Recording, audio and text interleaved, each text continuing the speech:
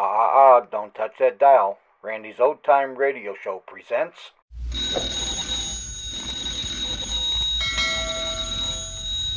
Granny's, Abner. I believe that's our ring. Aye, Doggy's Lum, I believe you're right. I'll see. Hello, Jot 'em Down store. This is Lum and Abner.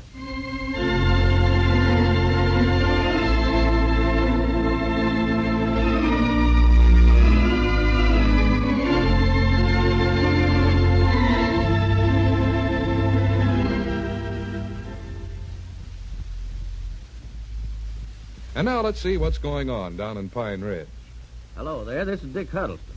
Well, Squire Skimp came up with the solution for Lum's pretended broke leg.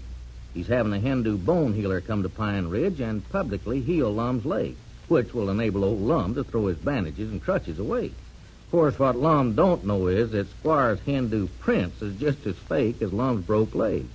Abner's over at the Jot 'em Down store now telling Grandpappy Spears about the prince.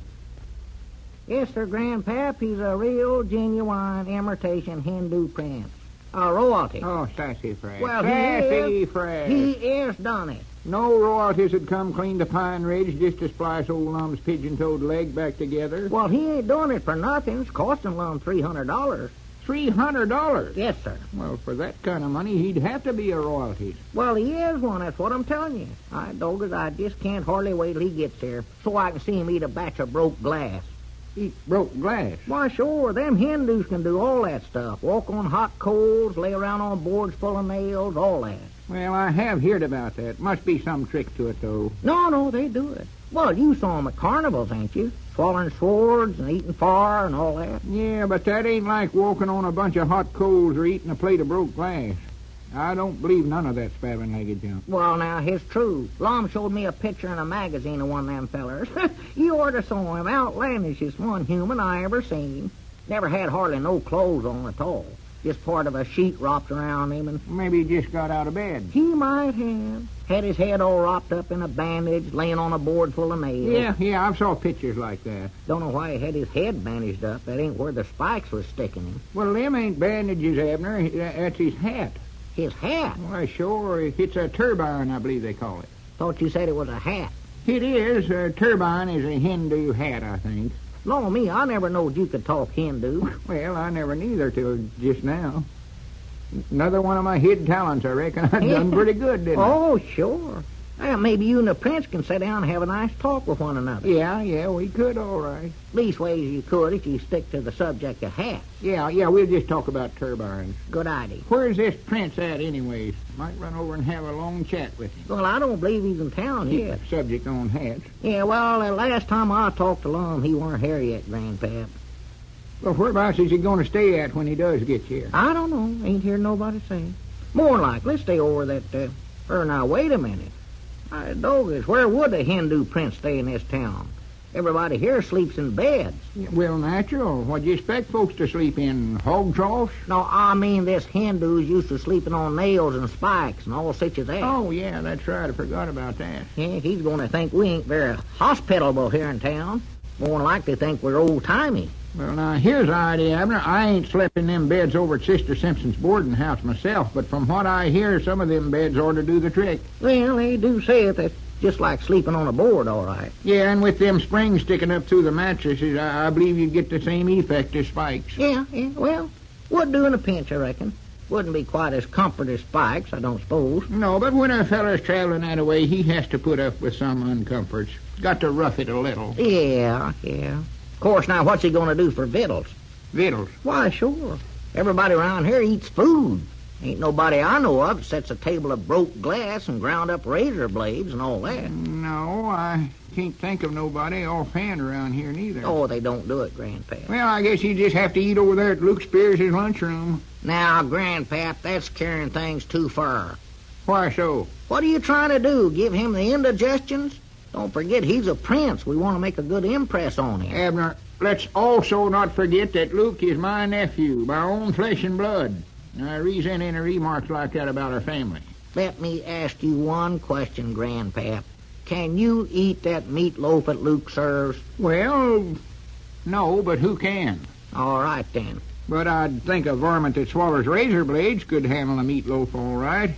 Wouldn't have as much flavor, I admit that. Of course, I know what a body could do, though. Just pass the victuals around everybody but him and then give him an empty plate. Empty plate? Yeah. What are you trying to do, starve him to death? No, let him eat the plate. Oh, yeah, Sure. That's more likely the part he'd like the best. Let him eat the plate, cup and saucer, all the dishes. Yes, that's all the problem. Oh, I'd love to see him do some of that pigeon-toed junk the worst way. Me, too. I'm just dying of the curiosities. Hey, do you reckon maybe we can get him to put on a demonstrate again he gets done healing up Lum's pigeon-toed leg? I don't know. I hope so. Ain't no one thing I'd rather see than to see... wait a minute. Here comes old Lum hobbling up out there. We'll just ask him about it. Yeah. Oh, howdy, Lum. Doggies, I'm glad you're here, Lum. It's something we want to ask you. Well, don't rush me. I gotta rest for a minute. Granny, son. War to a frazzle. War to a frazzle. Yeah, well, here, sit down. Let me help you with them crutches. Here, Yeah. give them to me. Granny, them things are hard to get around on. Where you been all morning? Oh, I've been over at the lodge hall. Squire called me and asked if I'd make the arrangements to put on the healing demonstrate over there. He couldn't do it 'cause he had to go meet the prince. Doggies, is the prince here already? No, I don't know. I ain't heard yet. Oh, I can't hardly wait. Ask him about the glass chomping and all that, Abner. Oh, yeah. Say, Lum, reckon we could get the prince to put on a demonstrate of that other junk? What other junk? Oh, you know, walking on hot coals and all that. Oh, well, I don't know. You'll have to ask Squire. The prince is his friend, not mine. All I know is I wish he'd get here and get this over with. Doggies, Lum, you don't act very happy for a feller's going to get his broke leg mended up. Oh, I'm happy enough about that, all right, but don't forget it's costing me $300. Every dead blame cent I've got in the world. Yeah, well, that is high, I'll admit. Especially when he don't actually have to do no healing on you. Abner, watch out what you say in front of Grandpap. Huh? He don't know my leg ain't actual broke. Oh, yeah, well, he don't hear nothing anybody else says anyway. What'd you say, Abner? Oh, nothing, Grandpap. Sounded like you said I never heard nothing nobody else ever said. Oh, no. I just said, doggies, wait a minute. There comes Squire Skimp. Now we can ask him about the demonstrate, Grandpap. What makes you think I never hear what Just anybody skip else it, says? Grandpap.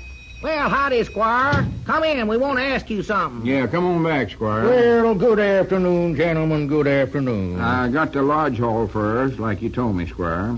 But we're going to have to hire somebody to clean it up afterwards, or do it ourselves once. Yeah, well, that's a minor matter, Lum. There's a couple other matters that are more important than that. Well, there's another thing I want to take up, too. I want to get this dad blame healing over with as quick as we can. Well, I think that's a good idea, Lum. We don't want to take up any more of the prince's time than is necessary. And, two, we want to be sure and get this done before any insurance doctor shows up. Yeah. We've got to have a reasonable excuse for your leg being mended so soon after it was busted. Otherwise, the doctor's going to be mighty suspicious. Squire, better not discuss that in front of certain parties. No, what's that? Yes, I understand. You Yeah. talking about me again, Lum? No, of course not, Grandpap.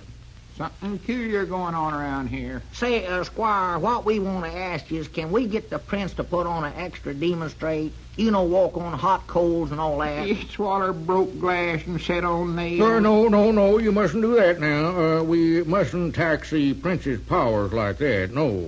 Well, he can do all that stuff, can he? Oh, yes, of course, but you see, a job like healing a broken leg, that takes a lot out of a Hindu.